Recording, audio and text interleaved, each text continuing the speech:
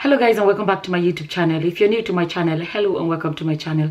My name is Summer. And to all of you that keep coming back, hello and welcome back. Quick reminder, if you've never subscribed, just to remind you to click that red button there that says subscribe, and after that click the bell sign. That way you get a notification whenever I upload a new video. So in today's video I want to talk about this girl, Leah Sharibu, and this young girl called Leah Sharibu.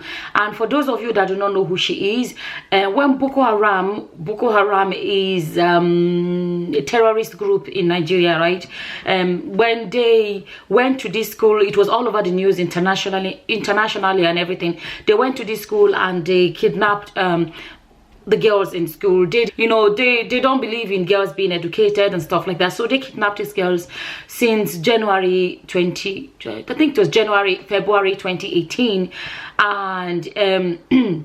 And when they kidnapped them, eventually a lot of the girls were let go, but there's this girl among them called Leah, and Leah happens to be a Christian that refused to convert to Islam while in captivity. So that's from the information they gathered, that when all the other girls came out, they said that Leah refused to denounce her faith as a Christian, and she refused to be to convert to Islam, and for that reason they held her back when a lot of the girls were released.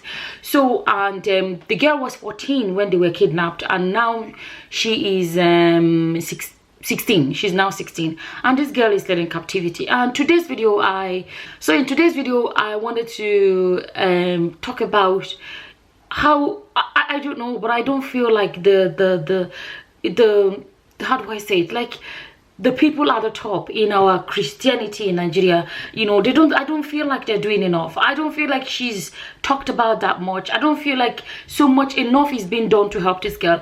And I just was thinking about it the other day. I was actually having a conversation with a friend on Sunday, and even then I didn't know that it is this girl's birthday coming, and we're just talking about this girl. And that's a question I actually want to ask, is if Leah, if Leah was tithe, or if she was offering,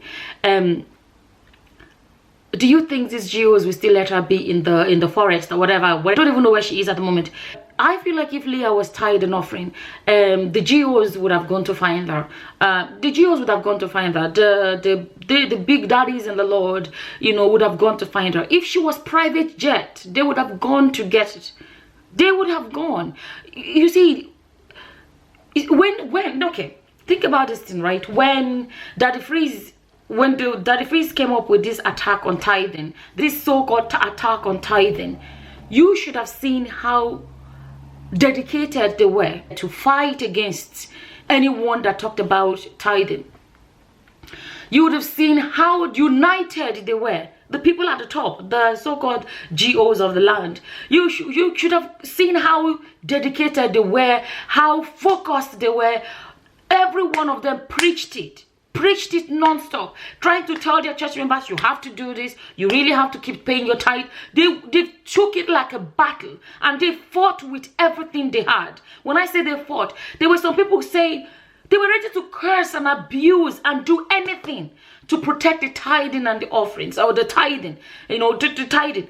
They were ready to do so much. They were very vocal against anyone that spoke against tithing.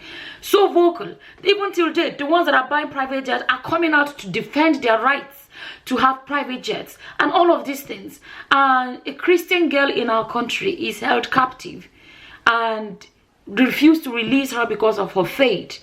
And we don't see the same amount of energy and dedication in coming out to speak up or to even make any effort to rescue this girl. Nothing at all. No effort. If you think about it, there are some people that feel like, okay, is it a ransom these people want? There are some people that believe that if it's a ransom, these churches should come together and pay the ransom and get this girl out. Or if it's not, they should put their foot down and talk to the government to take this girl's case seriously. A lot of them are powerful when it comes to other things. When it comes to fighting bloggers. When it comes to attacking people that talk about tithing. When it comes to defending why they should have private jet. When it comes to these other things. And then a young girl that needs the help of the churches in Nigeria is not getting it. She's not getting it. You find group of Christians here and there that are, but the truth is the real big players, the big players, the big mighty GOs of the land, the private jet people, and the big daddies in the Lord, they seem to be so silent about it. Why? Why? They are powerful. They do the prophesying about the politics, and they meet. That's another thing. They meet with the king. These people meet with the presidents. They meet with the vice president. You see them shaking hands. You see them doing all these things. Then you're wondering, are they actually tabling this girl's issue enough? Not just, are they really focusing enough on this girl's issue? Let me tell you, I've said it, I already said it in this video. If this girl was tithe, or if this girl was offering, or if this girl was private jets, they would have gone to get her. This is, some of the things we have to start thinking about. And let me tell you, can't tell me if this girl was their child, if this girl was their daughter, you think they'll be quiet about it? No, they would have done something about it. But she's a nobody's child. She's not a big GO's child. She's not anybody in their eyes. That is why this girl is still left. Nothing much has been said. Nobody even knows, and there's no proper update on this girl. Isn't that sad? Isn't that sad? We say, what are you talking about? Like, do you know, we talk about their children in the Lord are going to come. No matter what I say, their children in the Lord will come, and children in the Lord will come and defend all these things and, explain all of these things away. All it takes sometimes is even your ordinary common sense to realize that a lot of these people are only after earthly wealth. They're only after their own pockets and building empires for their children and their generations to come. If Leah was their child, they would do something. Look, they would do something, but nothing is being done because she's not their child. Because she's a nobody. And we have, do you know, in Nigeria has the richest pastors in the world.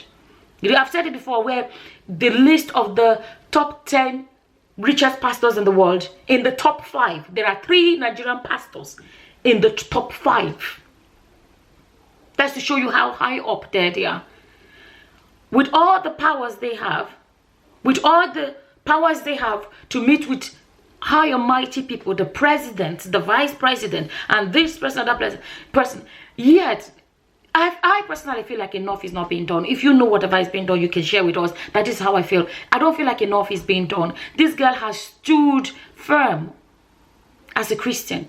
She refused to denounce her faith. You would think that the Christians will gather together and do something about this girl. And especially the big people at the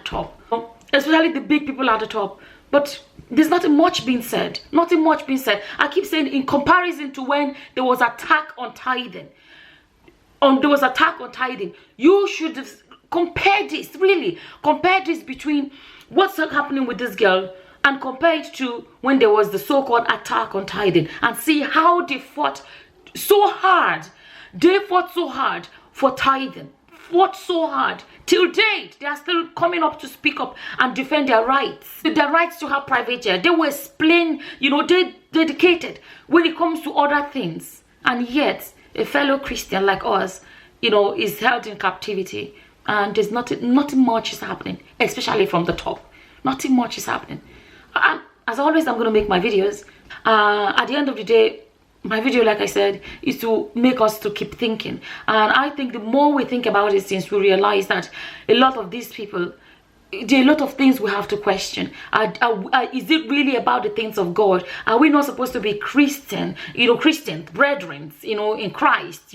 Are we not supposed to be united as Christians? That if one person is hurting, everybody should feel the person's pain. That's what it should be. So this family, they're hurting. This girl is missing.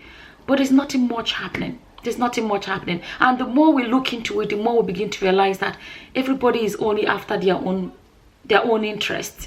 if this girl was their child, they won't be this silent. They would have done something about it, but she's not. But they're supposed to be the daddies in the Lord. That's why somebody left me a comment on where was that? Was it on Facebook or wherever? And I made the video. They couldn't go and watch the video. And said, well, I couldn't watch the video or something like that. And you know, and they made assumption from the title of my video without coming to YouTube to watch the video. They said I couldn't watch something like that. I was like, look at you. You can't even watch a 10-15-minute video. But the daddy in the Lord you are trying to defend, they are so stinkily rich, but you don't even have the data, you know, to watch a video, and you say he's a daddy in the Lord. And what kind of a daddy is that leaves his children in poverty? The same thing the so-called GOs and the big daddies in the Lord. This girl is supposed to be daughter in the Lord, because that is what it is. Or else we're going to say because she does not come to my church, because she does not come to my church. Are we as Christians not supposed to be the same? Are we not supposed to be the same? I just wanted to make this video just to throw more light on this issue. And like I said, a friend was discussing this girl with me on Sunday, and I didn't even know then it's her birthday, and then I just saw videos here and there saying it's her birthday, and you know, it just breaks your heart that that's somebody's child. And I just thought I should come here to share about it. And with that said, I just want to say, everybody, let's keep praying for this girl. Like, pray for this girl, pray for her family. There's nothing God cannot do. Our God is an amazing God. There's nothing God cannot do. Let's keep praying for this girl. I'm praying, and I'm praying and believing God that, you know, my prayer is that this girl's testimony at the end of the day becomes bigger than ever before. You know, I'm just hoping that God will use this girl, you know, to, you know, I'm really praying that this girl is a girl. This girl is a child that God is about to use to do mighty things. That, you know, she's going to come out and share a story that's going to build people's faith. That is what I'm praying. That please God, that she comes out at the end of the day safe and healthy, and that she's going to have a story that would impact people's lives. You know, stories that would, you know, be big testimony for a lot of people. Story that will inspire a lot of people to, you know, to look into Christianity. I'm believing God, and I'm praying that God will keep her safe, and that her testimony at the end of the day will be a big testimony that will change lives. I just really want to say, can we all pray for this girl, and ask our GOs, ask your GOs what are they doing about it, but at the same time pray for this girl and pray for her safety, and also pray for her family. And with that, I'm just going to say thank you for watching. Until the next time, guys. Bye bye.